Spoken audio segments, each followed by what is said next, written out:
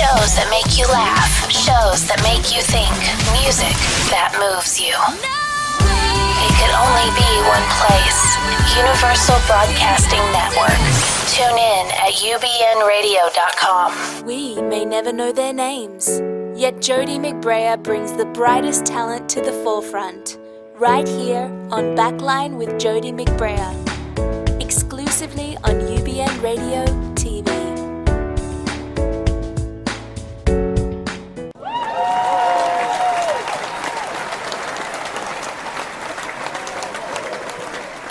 Thank you so much for being here tonight for Backline.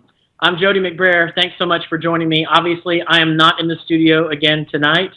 I'm on vacation, and I'm down at the beach in Florida. But I just wanted to take some time and do the show. And I want to jump right into it because I'm so excited about our guests that we have tonight. Tony, are you there, by the way? I am here. I'm here, Jody. You deserve applause too, but well, we'll give it to you at the end. But I am so excited to have Ms. Charlo Crossley with me. Charlo, are you there? Yes, I am. I'm all the way over here on the other side of town. I love that applause. I just love it so much, that in-studio audience. How exciting is that? We need to do all we can to boost our egos, so I always play it for I'm telling you. Thank you so much for being here. I have to tell you, right off the bat, I have had such an amazing time today getting to know you better as a musician and as an artist and listening to your music and just kind of, going through the internet and all of the stuff that I have on you. I mean, what a history you've had. My gracious. Wow. First of all, I just want to say thank you for speaking with me today. This is like part 2 of the interview we did yesterday with Tony Sweet, and I mean, we covered so much information and so much stuff. It was so rich, and I just feel really blessed, and I'm so excited to talk to you and to connect with you. Yesterday I prayed and I asked God to open some new doors for me and Susie and for Sydney, and He did that, right? He did. I prayed it, and then it happened, and I'm talking to you. So, I'm just excited. So let's go. What do you want to know, Charles? What confirmed word can I bring to you? You're awesome. In this hour. Don't get me to start preaching, I'm telling you. You can preach all you want. That's the great thing about this radio station is we can say whatever we want and nobody can tell us not to. So we can talk about Jesus the whole time, girl. I'm fine with that. Well, he's such a intricate part of our lives and why I'm even continue to be here and do what I'm able to do and talk about the journey and talk about, God gives you, He gives you memorial stones. He gives you these things that you can look back and go, this is what He brought me through, this is what I survived, this is what I achieved, and now I'm here and to do more and to bring joy to people's hearts. Being with you guys yesterday brought so much joy to our hearts. Just being in the room and talking with Miss Marla, who is a diva all her own on her own orbit, and it was really beautiful. And there's a lot of stuff out there. There's a lot of information out there on the internet, and every day on Facebook.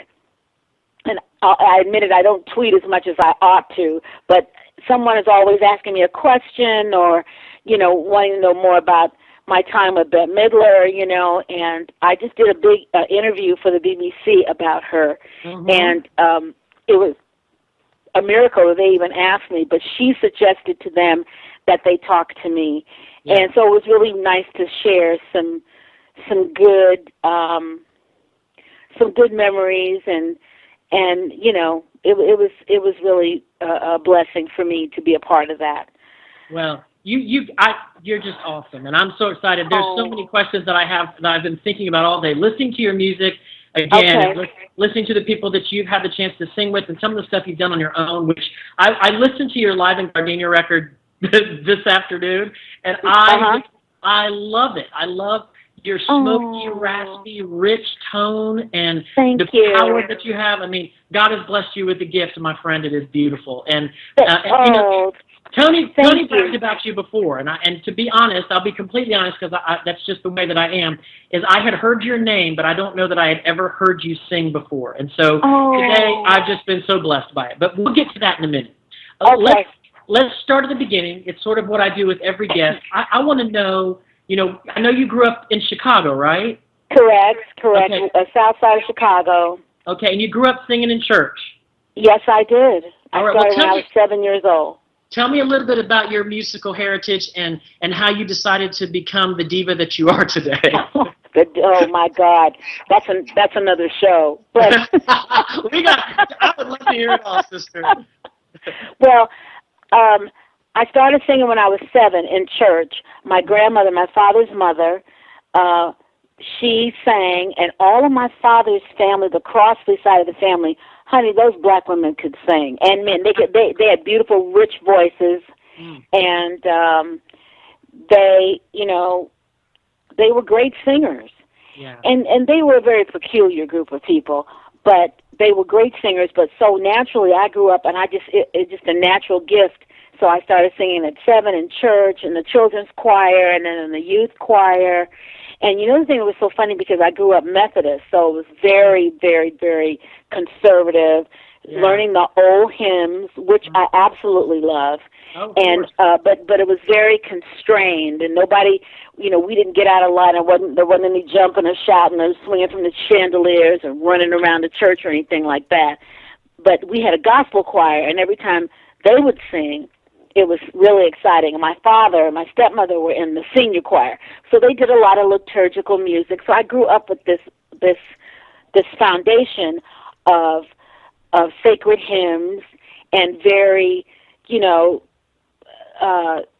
controlled and sacred music. Sure. But then we started going to these choir competitions around town in Chicago, and baby, let me tell you something. I went from being in a very, we would sing at, very, very beautiful cantata type, classical type sacred music, and so we get in these competitions, these choir symposiums with all these other churches. Honey, these children were rocking it and having a good time, and I'd go, well, why can't I sing like that? I need to learn how to do that. I want to do that. And so I was already listening to pop music, listening to my parents' jazz albums. So I knew I could do it because I was imitating everybody. I was listening to Sarah Vaughan, I was listening to Dakota Staten, I was listening to all these singers. And, every time I would see Lena Horne on TV, I would get all up in the TV and be looking at her, and I'd go, yeah, I want to do that, I want to do that. So this was my secret, that I wanted to do that. I wanted to be glamorous and beautiful, and that's whatever that thing was that they were doing, I wanted to do that. Oh, wow. And so I that was my secret that I kept until I was 15. But by then I started doing community theater, so I had another outlet, and I continued to sing all through grammar school, all through high school. I was in the choir for 4 years, girls' chorus, state competition, that whole thing. So I was in it. It was just, I loved it. It was the only thing. It was the thing that I lived for. The only reason I really went to school was to be, I had the first 2 periods, I was in chorus, and I was just a happy camper. And then I started doing community theater and going to rehearsals, so I just lived for that. And that's really basically what held me together, because there were some things that were going on. My mom died when I was 12, and life was never the same after that. So music really became my refuge. Yeah, no, I totally understand that. Now, were your parents supportive of you singing music other than what was in the church, or was that a difficult thing for them? Because ooh, Jesus, I would have liked, in my fantasy, in my ideal girl singer fantasy, I would have loved for that to have been. But I think had my mother lived, I would have had a different type of singing career. I think that she would have gotten behind me and insisted that I study classical music and go that route. And I probably would have done that to please her, because having that kind of support meant a lot to me. We had dance lessons, we had music lessons. So, but when I announced that I wanted to go into entertainment, it was the cause of much consternation in the Crossley family. Yeah. So people supported me secretly, my stepmother and my sister, but it wasn't something I could talk about. You know, it's like people kind of poo-pooed it. Oh, you're going to keep on singing. I mean, it was it was a lonely road, and I wasn't going to allow someone else's idea for me supersede the thing that was driving me. It's like all I thought about day in and day out. I listened to the radio constantly. I was buying records constantly. I got a job in a record store, so I had all this access to all this material and was just totally immersed. Sure. Well, now, you know, because it's interesting, let's transition here for just a little bit from that. Sure. And if there was something in between this, please feel free to jump in and tell me, because I don't, you know, there may be gaps and things that I don't know. But, you know, was your first real thing singing with Bette Midler and the Harlem? No. Okay. My first professional job was in the Chicago cast of Hair. At the Schubert Theater, and I got into that show right out of high school, and I was like, you want to talk about 11th hour. I had auditioned for the show. My director of the community center that I worked at, he said, you need to go audition, and I did, and I went to open call auditions with thousands of people, and I wasn't paying any attention to what anybody else was doing. I knew that where I was at the right place. I had no fear. I had absolutely no fear. And I went through that whole audition process and made it through to the end and got hired. But I had a huge fight with my father the last night of the auditions, final auditions. And I had been there during the day, and I remember I came home for dinner, and he said to me, if you don't get in this show, and I hope you don't, you're going off to school tomorrow. And I had gotten a scholarship to Southern Illinois University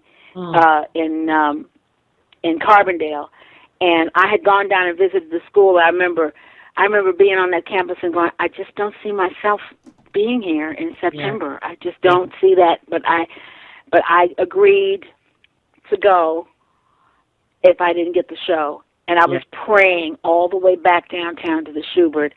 I was saying, Lord, I can't see myself another 4 years of academia. I want to be doing this. This is what this is what I want to be doing. And, you know, I just, after praying that prayer, and, you know, I had mustard seed faith. I didn't have very, very big faith in those days. But I said, I'm going to see this thing through to the end, and then if I don't get it, then tomorrow's another day. But we saw it saw it through the end. I think it was very, very interesting that they separated all the black girls and the white girls and the black boys and the white boys. They separated, you know, the men and women. And when they started, when they called my name, I was in a lineup of 9 women, and I was one of 9 women who were all standing together.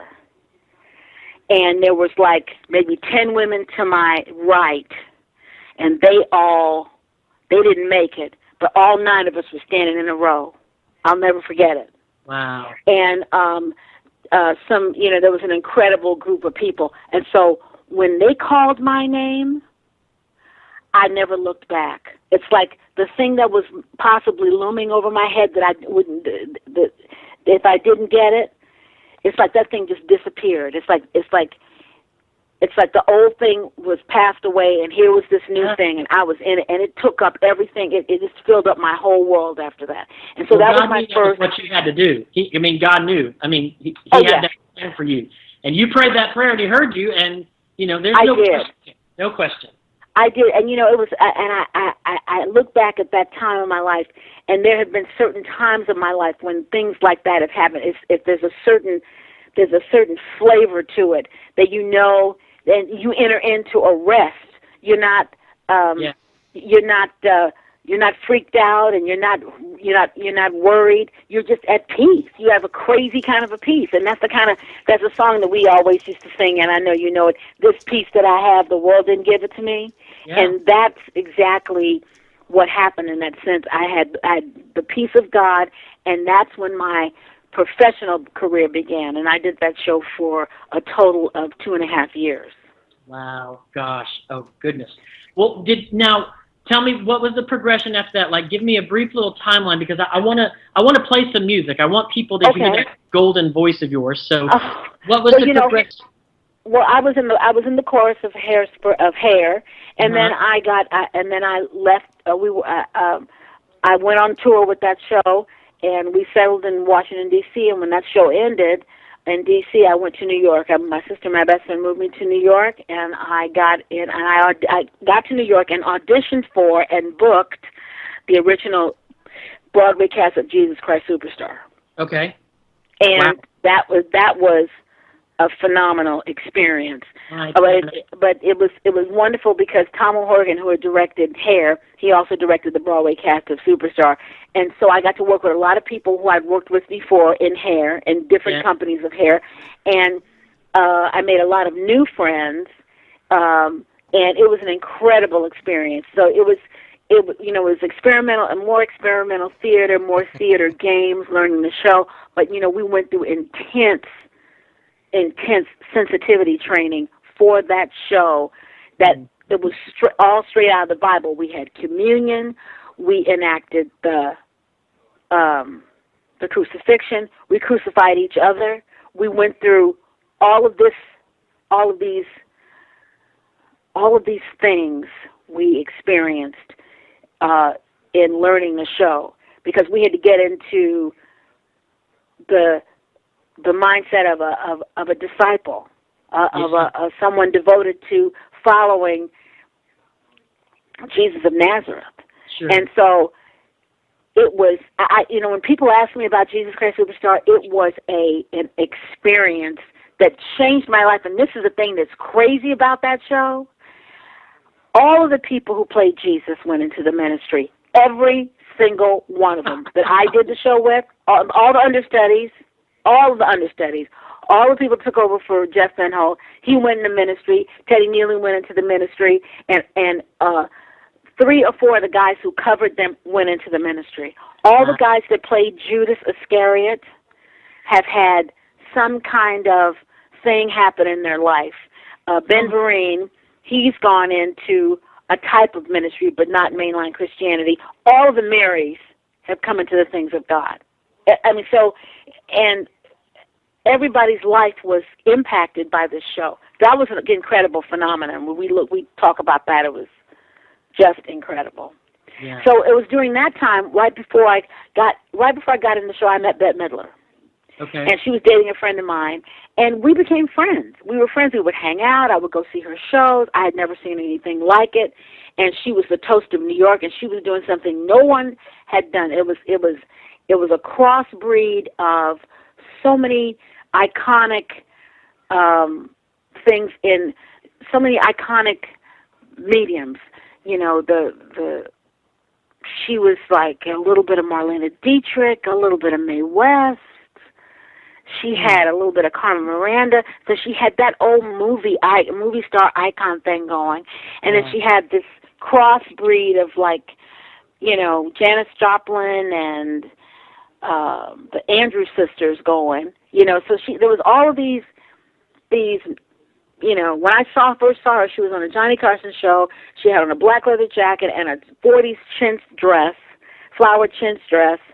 And her hair was all teethed out. She had a Carmen Miranda platform shoes and was sitting at a soda fountain having a ice cream sundae singing Leader of the Pack. Oh, my God. And so, you've got all of this, it was like your mother's break front with all of her tchotchkes and stuff that your grandmother had and stuff, from stuff from the 30s and the 40s and the 50s. So she had all of that mixed up together, and that was no one was doing that. And then you'd go to see her at the baths, and it was men in towels, which was totally risque. And the only way that the women could get in there is your name had to be on a list. Oh, I gotcha. So it was very private. It was so like, how do you have success just playing? But I mean, she was so. I mean, there's nobody like Bette Midler. I mean, come on. Even to this day, I mean, I have friends who just sang on her most recent record, and she's just a unique person. She came in, pulled a chair into the studio, and sat and stared at these vocalists while they sang their backup parts. I bet she did. and she loved it the entire time. So I mean, she's a character. So what an amazing opportunity for you to be a part of that. Well, it's very. We were talking about this yesterday. Watching someone become an overnight sensation. It's not really overnight, but you watch their star trajectory. Mm-hmm. It's like, and suddenly, you're like suspended out in space somewhere, and you just watch their star just shoot by. You know what I mean? Right. And we were talking about how it. Some people want stardom so much, but then there are other people who want it more for them than they might. And what happens is that what I witnessed with her is that the people who came around her, the manager she had for some of the years that I was with her, he wanted her to be a star so badly, and he promised it to her, and he delivered. But I think that when you want something so badly to the exclusion of everything else in life, and you're willing to lay down everything for that, at some point in the game, you're going to have to pay. There's going to be payment required of you. You understand what I'm talking about? Absolutely, you're absolutely right.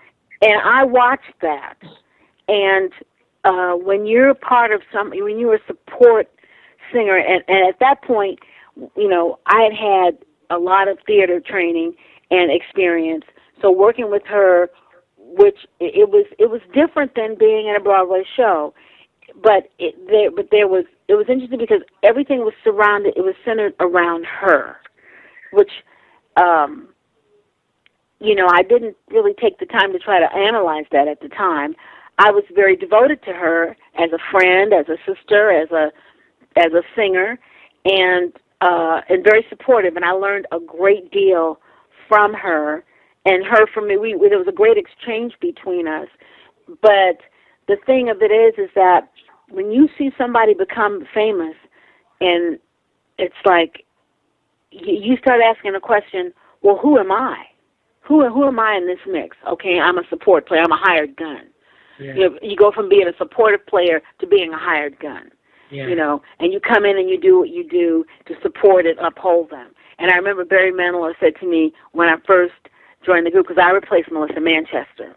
I wondered about that because I looked at the timeline and I saw that Melissa left and your timeline started. So I wonder if you, And I took over for her. She taught me all of the songs that we were doing in Beth's show up to that point, and all the choreography. Her and Merle Miller and Gail Cantor, who were the original Harlettes. Mm-hmm. And so I took her place. And I rehearsed for 2 weeks. I rehearsed for a week at her house. And then the next week I rehearsed at Barry's house.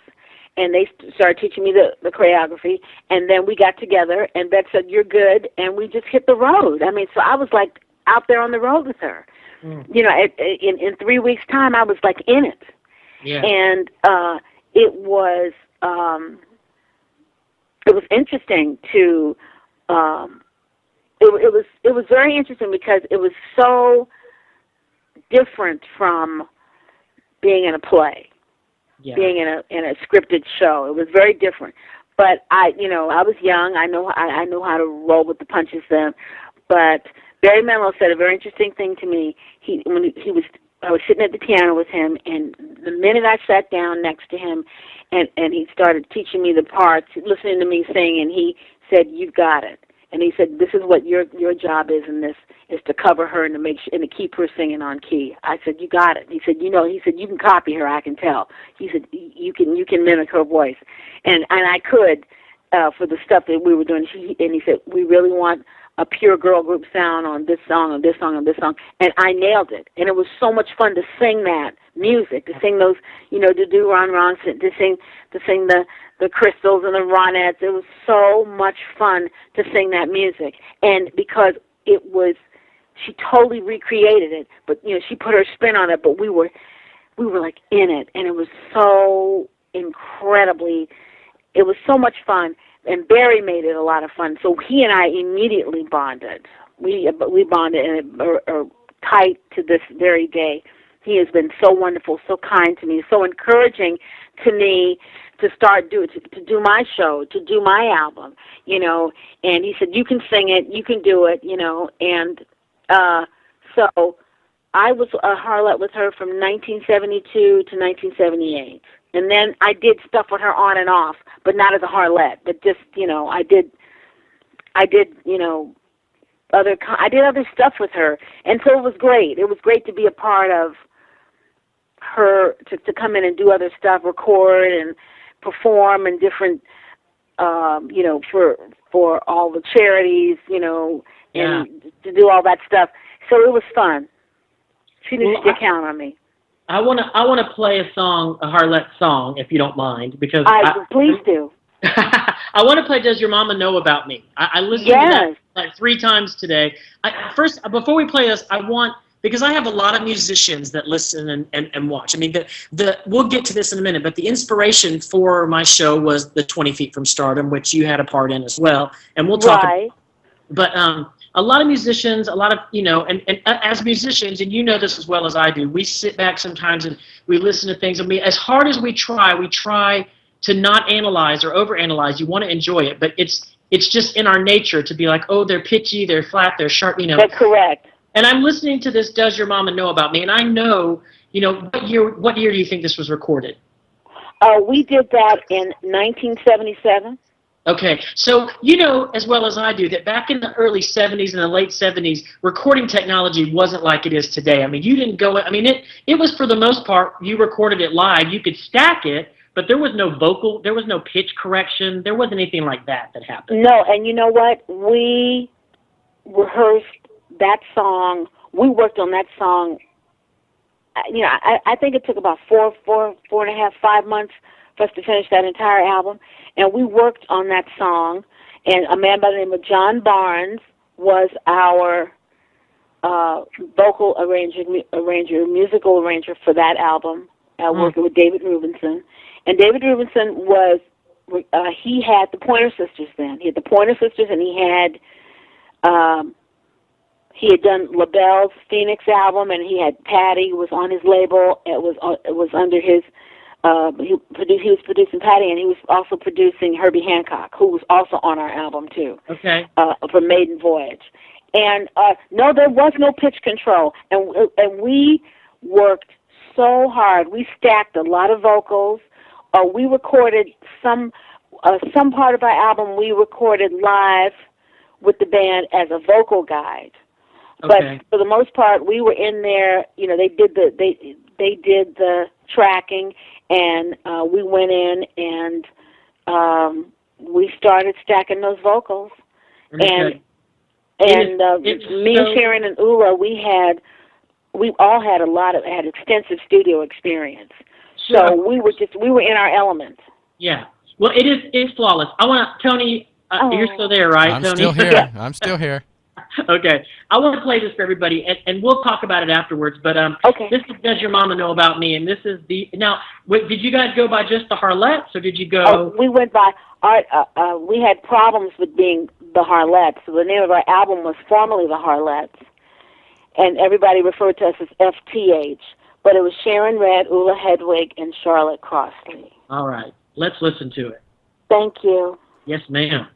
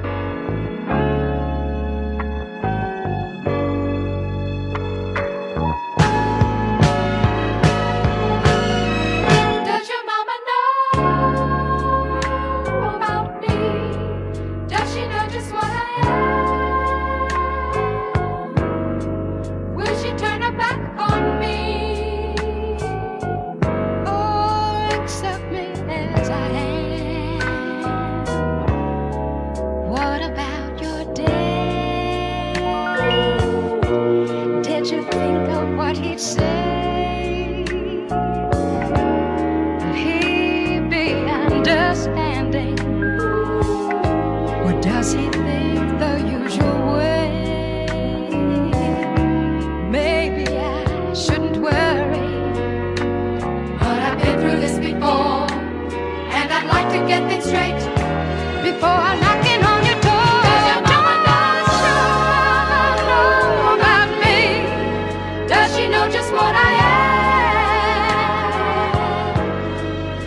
she says forget about me. Do you think you'd understand? Does your mama know?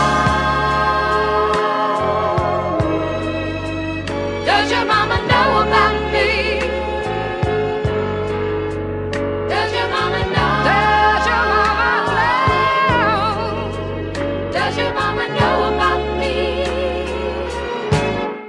What about your friends? Do you care what people say? Will you accept the burden? I know will surely come your way. Maybe I shouldn't worry, but I've been through this before, and I'd like to get things straight before I'm knocking on your door.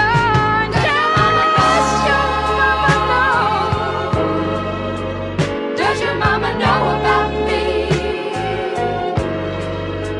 Does your mama know? Does your mama know about me? You got to stand tall. You can't stumble or crawl. You got to be stronger to love that's so right and real wrong. And every day I see it grow, and I don't wanna let it go. That's why I wanna know.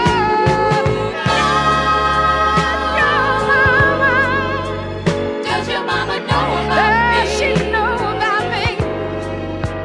Does your mama know? Does your mama know? Does your mama know about me? Does she know?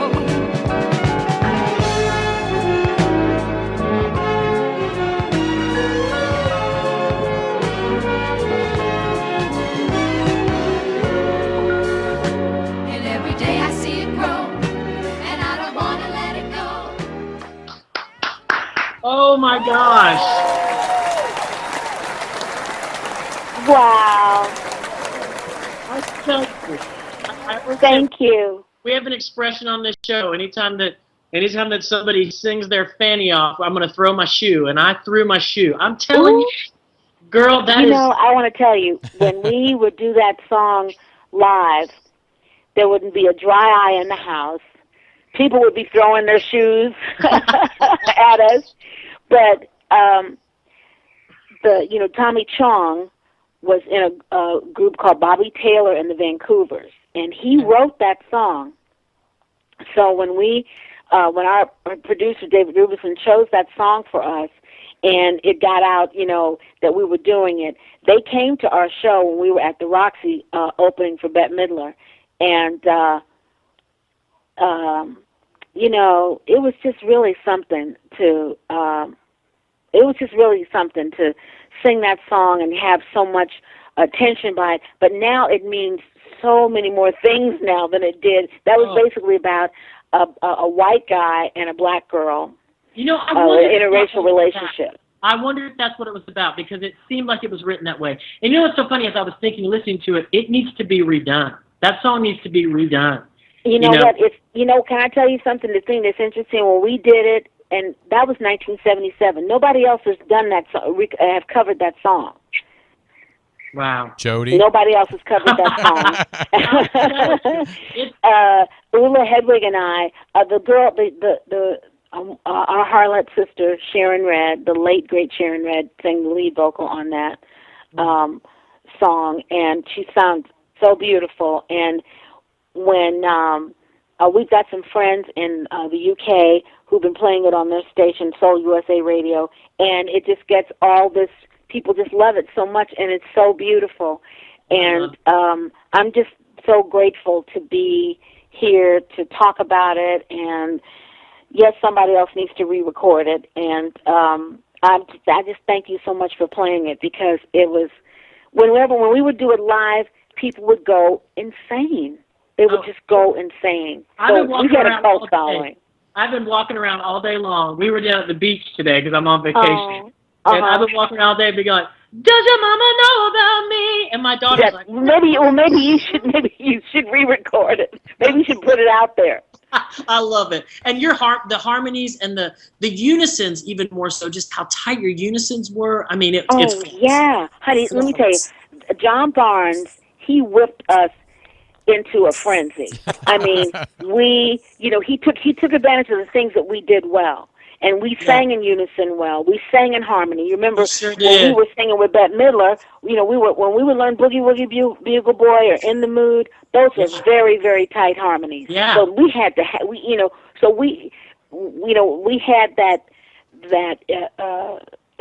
harmony thing was, we were already locked into that, So anything he threw at us, we could do. Well, when you sing together with somebody as much as you guys probably did, you start you anticipate one another. I mean, where you just absolutely. And the thing about singing for Bette is that the harlots, the three singers, the sopranos parts are usually pretty. The first and second soprano, this stuff is pretty high. So you got to be, as an alto, I had to really be solid.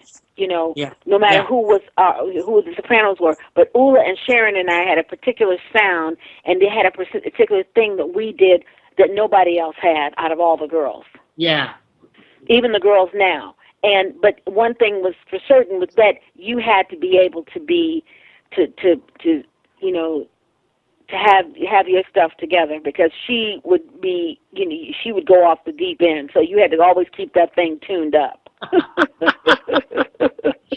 Well, let me tell you what, you did it with style and class, sister. Thank you. It's stunning. And that's the funny thing is that's going to be a song that I continue to listen to. I mean, please record it. Please record it, and if you want me to come sing backgrounds on it, whatever kind of we can put another spin on it. But you should do it, because honey, somebody needs to get out there and bring that song back.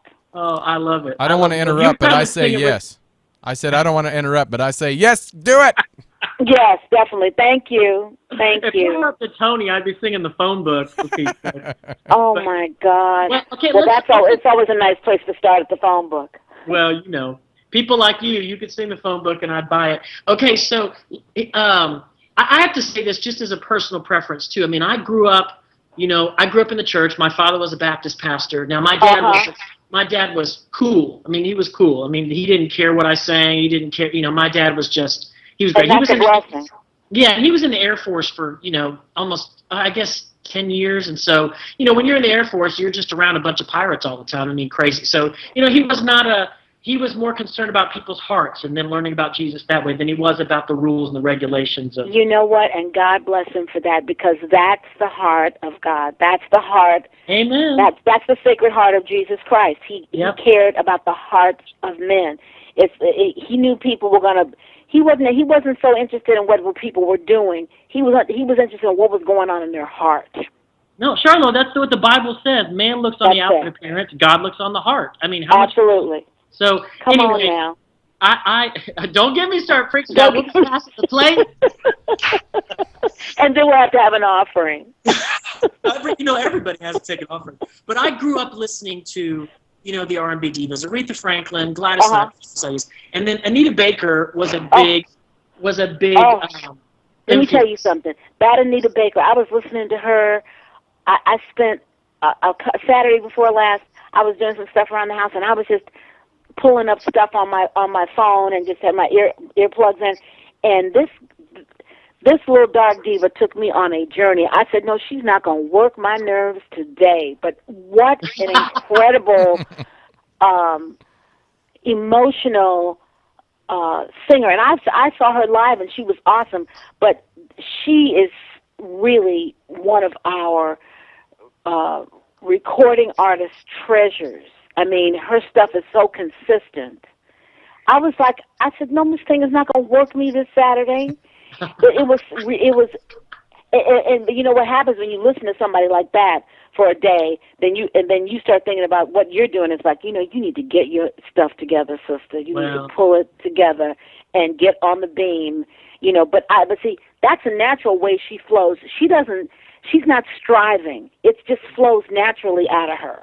But that's okay. The reason why I brought her up is because listening to you sing today, and I, you know, this is my job as the host of this show. It's my job to brag about you because, you know, my goal is to let as many people know that this talent is there as possible, and I want you. Your voice is butter. It is butter. It is velvet. It is smooth. And listening to you today, I was like, oh my gosh, you have a lot of those same characteristics that attracted me to Anita Baker. Just that rich alto sound.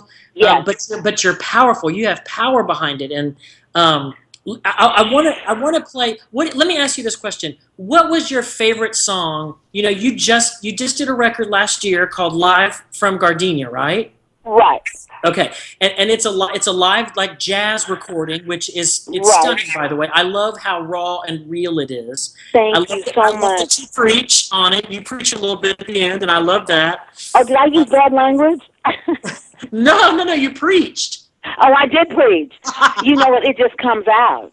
Hey, it just comes out. But you know, I wanted to sing the song that I performed when I was in Hairspray. I played Motormouth Mabel. I did that show for 4 years. And it was so great coming back to the theater and singing some. I had 2 great songs. One song was called Big, Blonde, and Beautiful, which was like a blues shout song. You know, it was like Barrel House Bessie at the back of the bar. You know, she's had too much gin to drink, but she's going to scream and holler a while, singing. And so that was a fun song. And then I had that gospel-type hymn, anthem, I Know Where I've Been. And I enjoyed singing that, you know, every night, 8 shows a week in the show. I closed the show out on Broadway, so I'm very proud to have been a part of that. But one of the songs that I really loved that I sang, but it didn't make the album, was April in Paris, because I tell a really funny story, which is all about going over there to meet my boyfriend and us breaking up. Oh, my God. On the train from Brussels to Paris. You and I need to talk because I have a Paris story, too. So wow. After the show is over, I'm not going to share it on the air because it's a mess. But we would laugh. I guarantee you. Yes, you would laugh. Yes, I look forward to that. You know, I think it's around midnight on that album. It is. Okay. It's so interesting that you said that because of all the songs that I listen to, which I'm a huge Miles Davis fan anyway. Okay? But when I listened to you singing that, you know, around midnight, I was just like, oh my gosh, this song, and it sort of communicates a lot of what's going on in my heart too, as of late. And so, would you mind if we played that? Can we play around midnight for them? You know, I would love for you to play that. And I want to say that the reason that I chose that song is because that song encapsulates what I was going through my early years in New York. That being a girl singer, and you know, if at midnight I was at the club and I was performing, I was good. Yeah. Or if I was hanging out with one of my musician friends, I was good. But when I was at home, and if I was at home, and or let's say when I was doing Jesus Christ Superstar, and I would come home, and if I got home before midnight, it was rough. Yeah. It's rough. Depressing as a musician because we're vampires. We're vampires. We live at night. Exactly. It's like we sleep during the day. We just get going about 8, 9 o'clock at night. You know. So yeah, I totally understand that. I can relate. Well, you know, we get going around 8, 9 o'clock, and we really may not hit it until 11. Right. Exactly. Yeah. You know, depending on what part of the country we're in when we're performing. But you know, if your second set is at midnight and you're in the club, you're cool. But around midnight was a tough time for me for a lot of years, particularly living in New York. And when I was living alone, and it was just like the song says, memories always start around midnight. Haven't got the heart to stand those memories, you know. So we are so tight on. I mean, oh my gosh, I could talk to you forever. I just looked at the clock. I'm like, no, it can't be that time already. It's not fair. Let's. Are you gonna play the song now? Yeah, let's play around midnight, and then we'll come back and we'll just say a couple of things in closing. But yeah, let's play part of that. I want to at least hear a little bit of it. We may not play all of it. That would be great. But let's play some of it, Tony. All right, here we go. Thank you. You know, back back in New York when I was just a young girl, young singer, mostly a background singer. And I hung out with some great musicians. They were like my brothers, Randy Brecker and Michael and David Sanborn and Don Grolnick and Bob Esty. And me and Miss Lita Galloway, we were coming up, we were girls coming up, we were, Broadway babies and, just getting into the scene. Mr. Bridges, you remember, hanging out with that Jones Mill Lewis Orchestra and going to the Vanguard, going to the Village Gate, just hanging and being in that scene, and so much fun. And at midnight, it was like the peak of just, being in it. And if you weren't out at midnight, well, you could go out at midnight and your night would just be getting started. Sometimes it would be like 2:30 and it's just getting started, and you could go and hang out on a set and hear incredible music and be a part of amazing creativity. And while that was all so heady and wonderful and beautiful, when I wasn't in that setting, and at midnight, if I was at home, it was another story.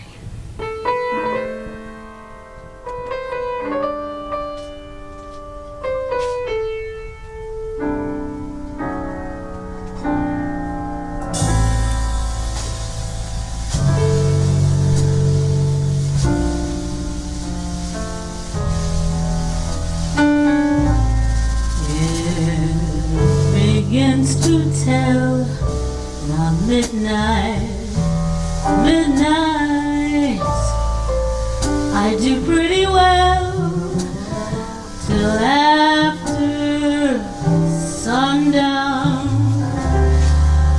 Supper time, I'm feeling sad, but it really gets bad around midnight. Memories always start around midnight. Haven't got the heart to face those memories when my heart is still with you. And oh, midnight knows it too. When a quarrel we had needs mending, does it mean that our love is ending? Darling, I need you. Lately I find you're out of my heart and I'm out of my mind. Let our hearts take wing at midnight. Let the angels sing of your returning till our love is safe.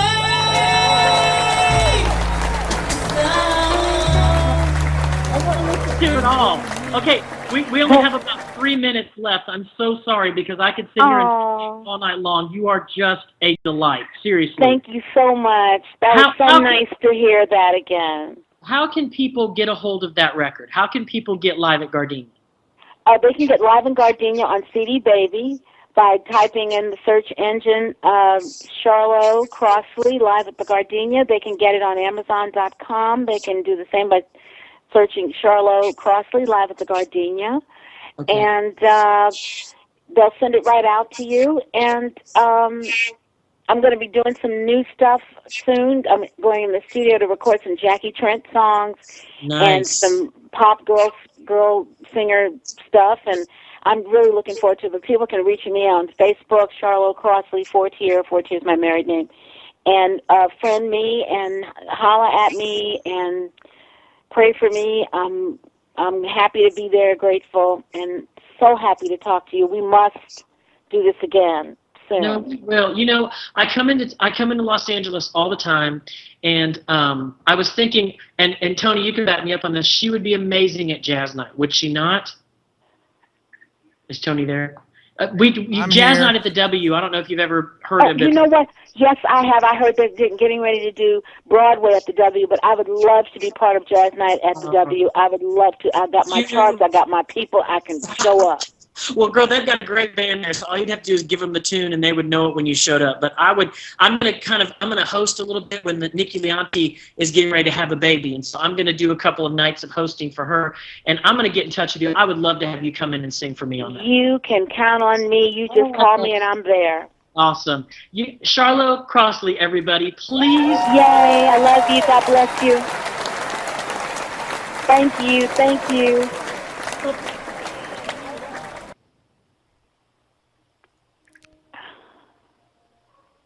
Hello? Oh, we're still. Oh. Are we still here? Oh, we're still here. No, we're just closing now. I didn't think you guys were quite done saying goodbye, but if you're ready to say goodbye, we're out of here. Well, I'm never ready to say goodbye. I can't. I can't stand saying goodbye. But I love you guys. God bless you. Thank you Love so you too. much. I feel like I made new friends, and I'm gonna friend you on Facebook. Mr. Jody, are you on Facebook? I am actually. It's Jody McBrayer. So BRAYER. Yes, MCBRAYER. But let's keep in touch. I'm going to make sure that Tony or somebody, or I've got your manager's information. I will send them contact information to you. Let's stay in touch, please. Let's stay in touch. God bless you. Thank you so much, and we'll see you soon. Pleasure. God bless you Thank too. you. God Bye-bye. bless you. Bye-bye. Bye. Backline, we love you. We'll see you next Love week. you, mean it. Bye. Bye. I have great guests for next week too, so don't miss next week. Thank you so much for being here. God bless you guys.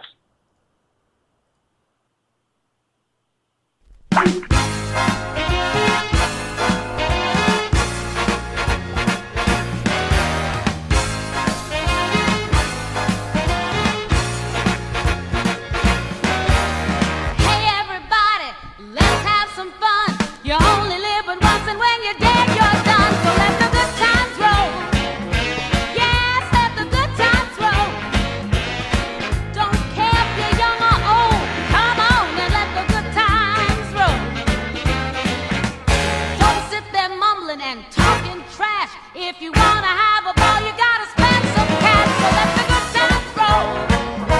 Yes, let the good times roll. Don't care if you're young or old. Come on and let the good times roll.